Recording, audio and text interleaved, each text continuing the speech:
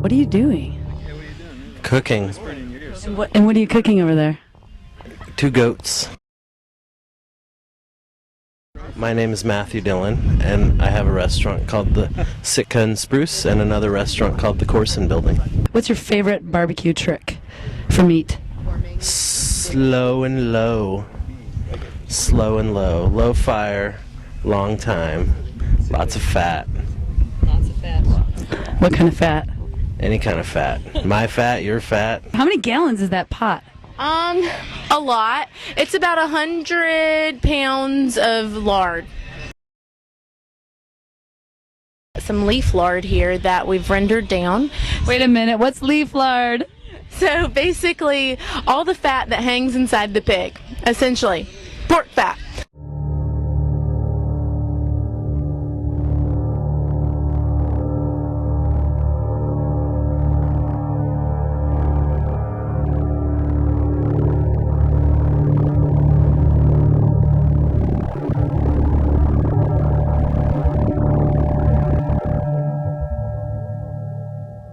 What we got behind us is one of our Tamara Murphy race pigs. It's a Berkshire pig. He's completely deboned. We've brined him for 24 hours, and he's been roasting now since 8 o'clock in the morning, and it's 4 o'clock now, so he's been up there for 8 hours already. I noticed there's tinfoil on the ears of that guy. What's going on with the ears there? Well, if you don't put tinfoil on the ears, the cartilage just seems to burn off. So we've got the tinfoil on the ears to keep them, and we also have the tail tinfoiled up for presentation once we're all done with him. Okay. Are you going to put an apple in its mouth? We're thinking about that or a beer can. So we got sort of like a Moroccan lamb roast. Lamb rubbed down with some Moroccan spices. We mopped it with a honey mead and dried apricot sauce. Tricks or tips for backyard barbecues? Backyard, I start off with a Weber and some charcoal and a little bit of dried wood is nice, and and slow and low is a pretty good way to go. But this guy here is it's a goat. It's a whole goat.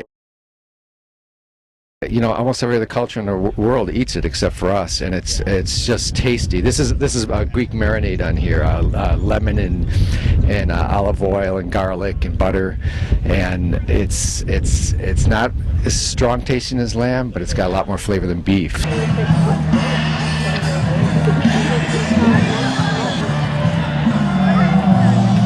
Okay, so we're here at the smoke farm, and we're here with Tyson Danielson. What about just for the average Joe this summer? It's sort of the beginning of barbecue season. Do you have any tips or tricks you could suggest for cooking seafood? First, you got to buy it from someone who knows their business. Go talk to City Fish. Go talk to Mutual Fish. Get something that's fresh, something that's good, and then the biggest problem I have with my barbecue is getting the heat right. So you want a pretty hot grill for cooking seafood at home, and that's what's going to keep it from sticking. Is a nice medium hot grill. That's the secret. It's simple. It sounds easy, but it isn't. We are doing some ducks, so we have 25 whole ducks, and I went ahead and brined them for 24 hours, and then after I brined them, I took like a sewing needle, poked a bunch of little holes in them, and then blanched it for about 5 minutes. And what happens is the skin starts to separate from the flesh a little bit from the air, and when you cook it on an open fire, all the fat that comes out, it starts to kind of self-baste, and it gets the skin really nice and crispy. Why did you pick ducks versus a bigger beast? That's what I was handed. Tamara from Brasa, she gave us all the animals and said, okay, here's your animal, you're cooking it. My name is Tamara Murphy. This was my idea about a year ago. Where did you get the idea from? Well, I always wanted to go to Burning Man, and I thought about going this year, and it wasn't going to work out. So I thought, well, we'll just make our own Burning Man, and I've had a relationship with Smoke Farm for about 12, 13 years, and I started to talk with Stuart about it, and he didn't let me forget it. It's like Medieval Feast meets Burning Man. Yeah. See, there's a bunch of ground bits down in here.